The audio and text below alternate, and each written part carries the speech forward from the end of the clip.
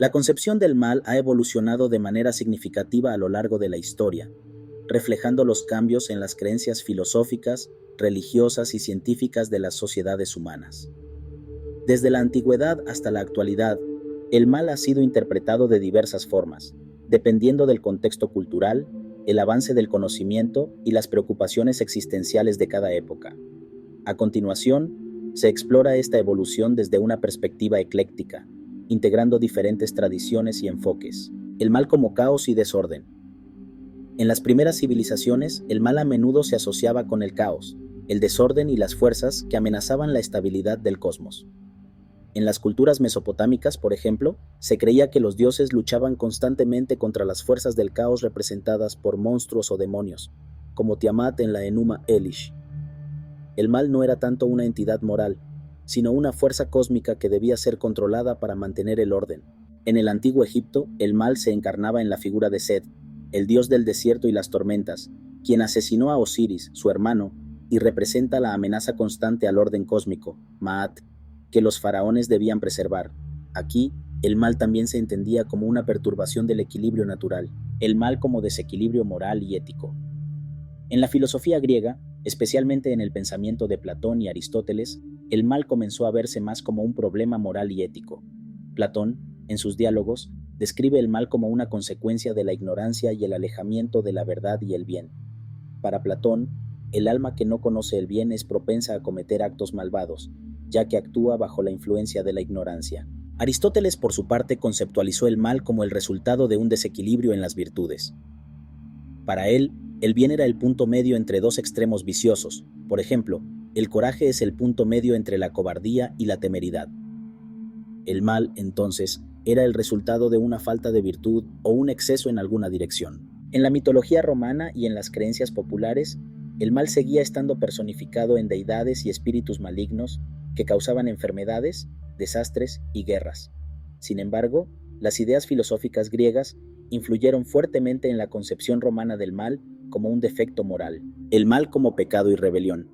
Con la llegada del cristianismo, la concepción del mal se transformó radicalmente.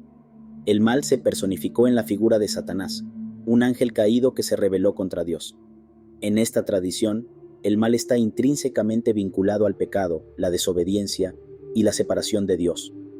La historia de Adán y Eva en el Génesis se convierte en un mito central para explicar el origen del mal, no como un caos cósmico, sino como una elección moral incorrecta que trajo el pecado y la muerte al mundo. Durante la Edad Media, esta concepción del mal se consolidó, y las doctrinas cristianas influyeron profundamente en el pensamiento occidental. El mal se veía como una fuerza externa que tentaba a los humanos, pero también como una consecuencia de la debilidad y la corrupción interna del ser humano.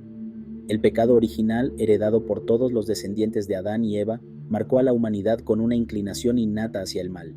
El mal como error y superación, el Renacimiento y la Ilustración trajeron consigo un cambio en la comprensión del mal. A medida que la ciencia y la razón comenzaron a desplazar a la religión como la fuente principal de conocimiento, el mal empezó a verse más como un error humano que como una fuerza sobrenatural. Filósofos como Spinoza y Kant propusieron que el mal era el resultado de la ignorancia o de la falta de razón. Para Spinoza, el mal no existía por sí mismo, sino que era simplemente la ausencia de bien, un concepto similar al de la oscuridad como ausencia de luz. Immanuel Kant, uno de los filósofos más influyentes de la Ilustración, desarrolló una visión del mal profundamente arraigada en su filosofía moral y en su concepto de la autonomía humana.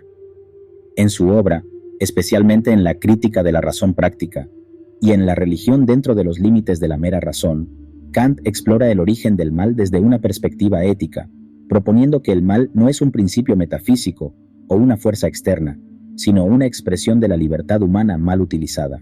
El mal radical, la subversión del orden moral.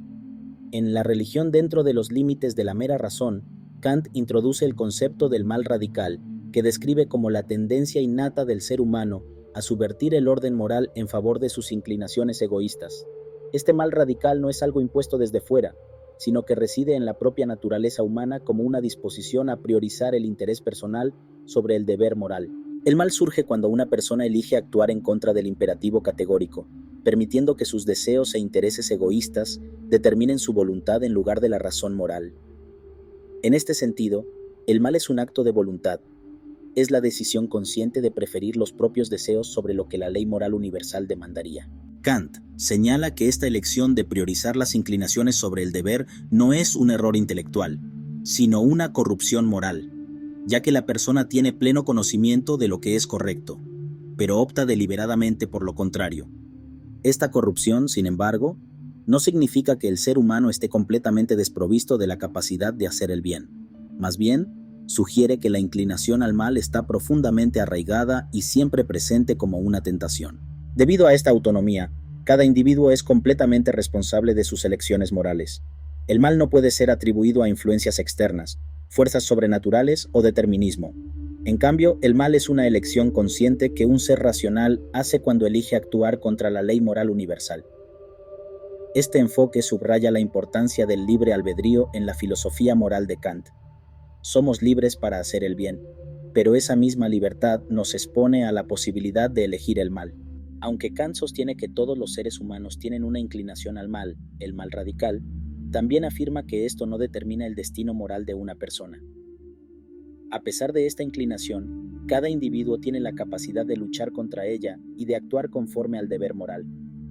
La existencia del mal radical no niega la posibilidad de la virtud, sino que subraya la importancia del esfuerzo moral constante para superar las inclinaciones egoístas.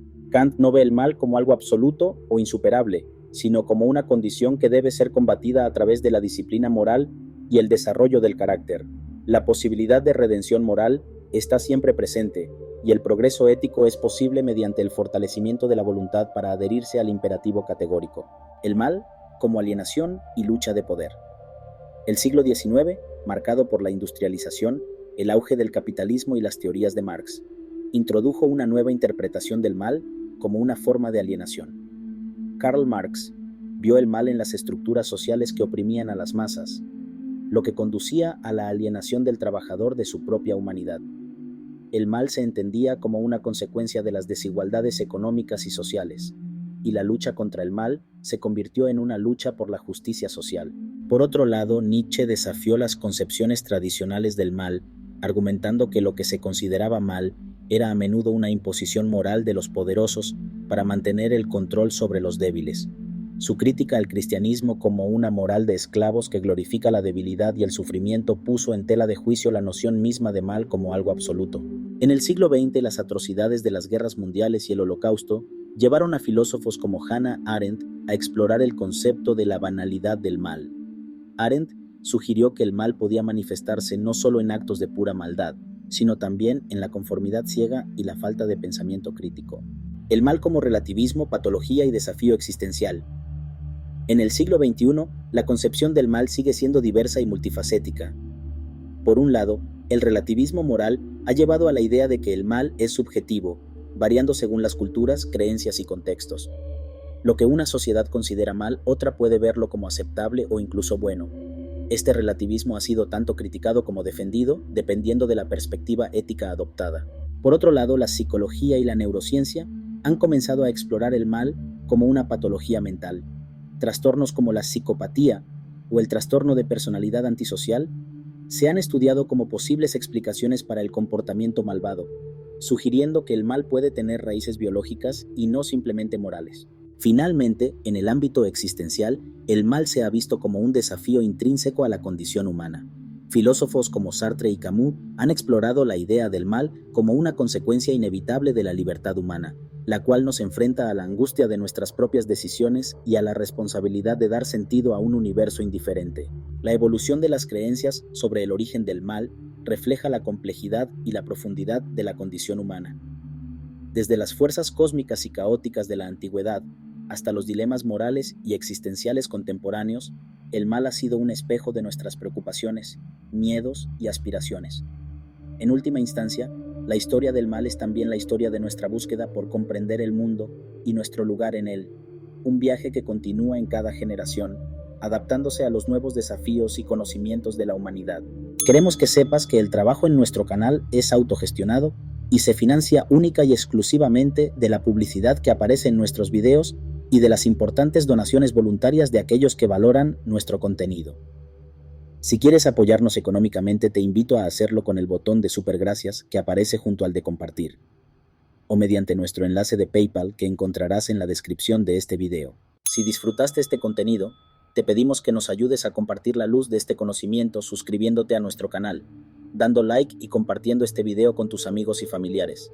Tu apoyo es fundamental para nosotros y nos motiva a seguir compartiendo más información valiosa contigo. Te invitamos a participar en la caja de comentarios. Nos encantaría saber tus ideas, preguntas y sugerencias para futuros temas que te gustaría ver en el canal del Aprendiz. Gracias de nuevo por tu apoyo y recuerda, tu like es nuestro salario. Un fraternal abrazo y nos vemos en el próximo video.